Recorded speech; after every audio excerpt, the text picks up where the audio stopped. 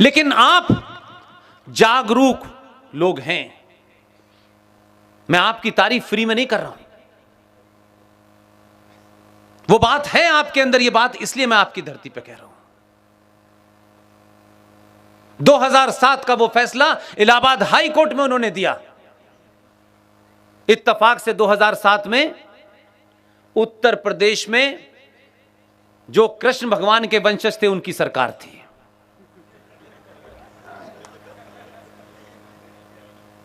यह बात अलग है कि सत्ता ने उन्हें कहा कि हम कृष्ण जी की संतान नहीं है, हम तो मुलायम सिंह की संतान है।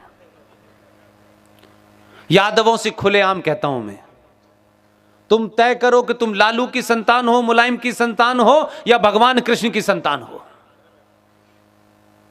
वो फैसला फाइल में दबा रहा। लेकिन आप और आपके क्षेत्र का एक अलग मिजाज है। आपके हाई कोर्ट की जो बेंच है जबलपुर की, उसमें 2 महान आदमी बैठे हुए थे। उन्होंने उस फैसले को तत्काल लपक लिया। जस्टिस अजीत सिंह और जस्टिस संजय यादव,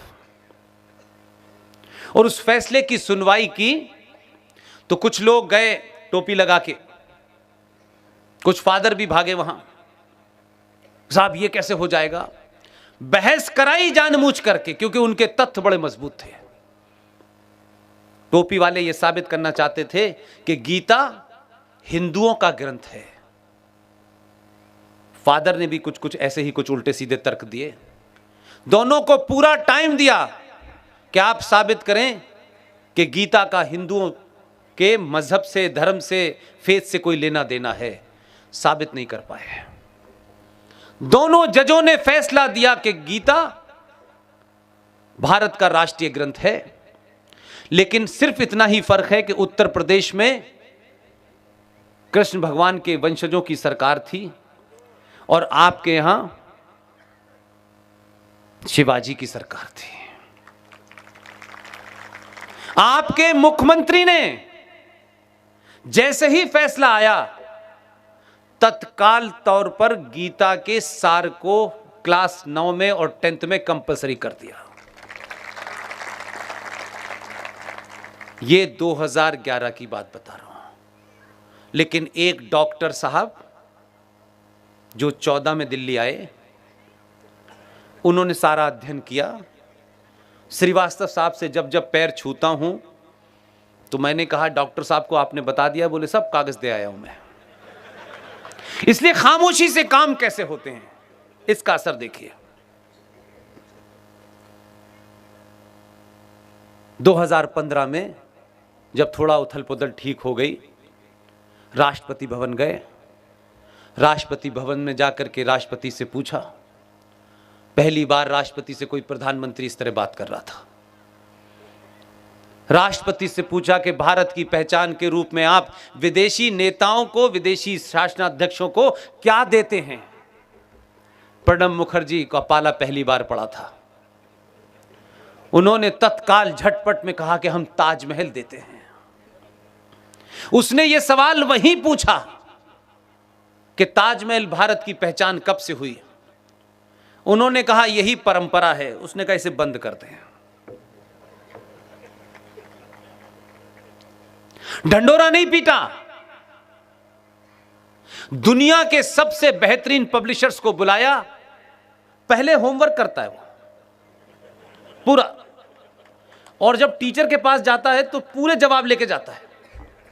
जैसे ही इन्होंने कहा कि ये नहीं, आज से गीता जो है भारत का राष्ट्रीय ग्रंथ होगी, जितने भी विदेशी मेहमान आएंगे उन्हें गीता दी जाएगी, और राष्ट्रपति भवन में हर भाषा में,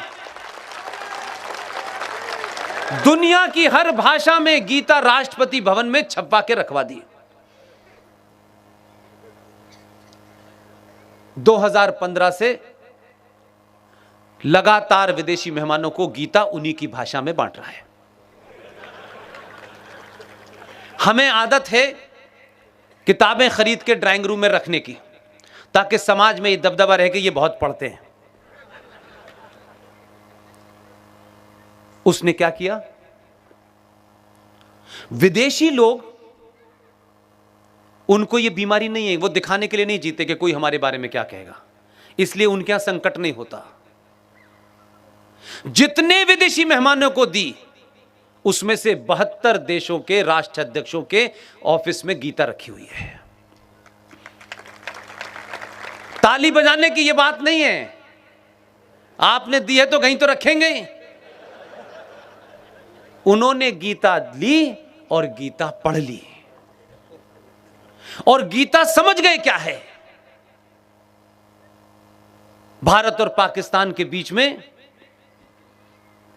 कोई स्ट्राइक हुई, उस स्ट्राइक में भारत का एक जाबाज अभिनंदन नाम का सिपाही उधर की तरफ रह गया, उधर इस्लामिक रिपब्लिक ऑफ पाकिस्तान में। उस वक्त की चर्चाएं आप पाकिस्तान की सुने तो आपको चुटकुले सुनने की जरूरत नहीं होगी। उसको मैंने तो 12 साल काम किया है, तो मैं उनकी नस नस जानता हूं, मुझे पता है। जब उसे पकड़ा तो कहा कि इसको रोक लो और भारत से बार्गेन करो कश्मीर के ऊपर। अभिनंदन को पकड़ के ये वाला कश्मीर लेना चाहते थे। मैंने उस वक्त भी वॉइस ऑफ अमेरिका का एक प्रोग्राम मुझे करना होता था, तब भी मैंने यही कहा। मैंने कहा पाकिस्तान या तो दिवालिया हो गया है, उसे याद है कि नहीं हमारा तो गलती से उधर चला गया है। हमने तो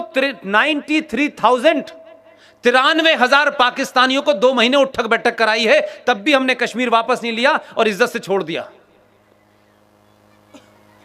और जब पाकिस्तान की पार्लियामेंट के सीन आपने देखे कि नहीं देखे, सच बताइएगा, देखे आपने?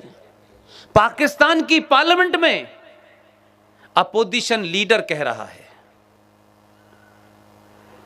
कि अभिनंदन को जब हमने पकड़ा तो हमारा आर्मी चीफ, उसके माथे पे पसीना आ रहा था और वो कह रहा था कि खुदा के वास्ते हमारा साथ दीजिए, इसे छोड़ दीजिए, 9 बजे तक छोड़ दीजिए, भारत हमला करने वाला है। ये उनके पार्लियामेंट में बयान था। मैं उस वक्त भी यही कह रहा था कि ये अभिनंदन को छुएंगे भी नहीं, क्योंकि चचा का फोन आ गया था। अंकल ने कहा इसे छोड़ दो। गीता मैंने भी पढ़ ली और पढ़ने वाला बांट रहा है, ये कुछ और करने वाला है। तब ये राज खुला कि भारत की मिसाइल लग चुकी थी। तो 9 बजे तक ये सोच करके कि पाकिस्तानी मर्द जो होता है उसमें इस्लाम का ज्यादा उबाल होता है, कहीं ये अभिनंदन को जब बॉर्डर पे छोड़ने जाए ये कहीं गड़बड़ ना कर दे, इसलिए खूबसूरत सी महिला भेजी कि इसी को लेके जाओ, ये गड़बड़ ना कर दे, कहीं इसकी गड़बड़ देश को महंगी पड़ जाएगी। तो अभिनंदन को पूरे सम्मान के साथ छोड़ा, इसलिए नहीं, इसलिए छोड़ा कि विश्व के बड़े नेताओं ने कहा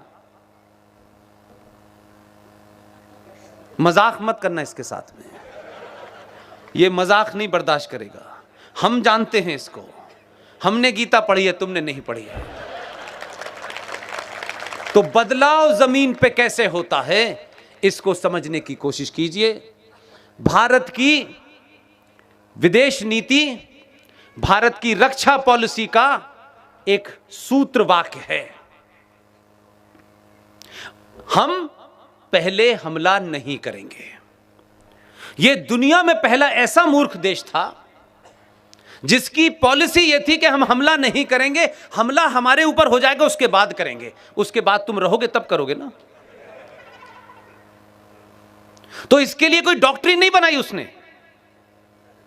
उसने एक दिन उठा और उसने कहा कि हमें ये जो बालाकोट जगह है, हमें पता चला है कि यहां से कुछ लोग भारत पे हमला करने वाले हैं, हमें पता चला है, तो इससे पहले ये हमला करें, इसे हमने कर दिया। इसका मतलब समझे आप? पाकिस्तान समझ में आ गया पाकिस्तान को। उन्होंने कहा कि ये जो आए थे शांति के कबूतर उड़ा रहे थे गुलाब का फूल लगा करके, इन्होंने ये जो योजना बनाई थी कि भारत किसी पे हमला नहीं करेगा, उसने एक ही घटना में भारत की फॉरेन पॉलिसी बदल दी है। भारत का जो राष्ट्रीय खेल है उसका सूत्रवाक्य पता है क्या है आपको? राष्ट्रीय खेल तो पता है ना क्या है? हॉकी। हॉकी का सूत्रवाक्य क्या है? मैंने हॉकी खेली है इसलिए थोड़ा मुझे आइडिया है। हॉकी का सूत्रवाक्य है attack is the best defence. लेकिन भारत की राष्ट्रीय नीति यह थी कि हम हमला नहीं करेंगे। उसने एक ही हमले में भारत की विदेश नीति और रक्षा पॉलिसी को बदला। उसने कहा नहीं, हमें जब भी पता चलेगा कि कसब कहां से चला है, हम घर में ही मार देंगे उसको। हम आके मार देंगे, हम सर्टिफिकेट नहीं देंगे कि ये आया था, गया था, यहां था, वहां था। इसलिए पाकिस्तान के जो प्रॉक्सी सोल्जर हैं, जो फुट सोल्जर हैं भारत में, वो परेशान हैं। इसलिए उत्तर प्रदेश का मुख्यमंत्री ढूंढता है कहां बचा है। अंसारी कहां है आजकल? ढूंढते ढूंढते उसे पता चलता है ये तो पंजाब में छुपा बैठा है। उसने कहा अच्छा बेटे को अंदर करो, अभी आएगा। तो आप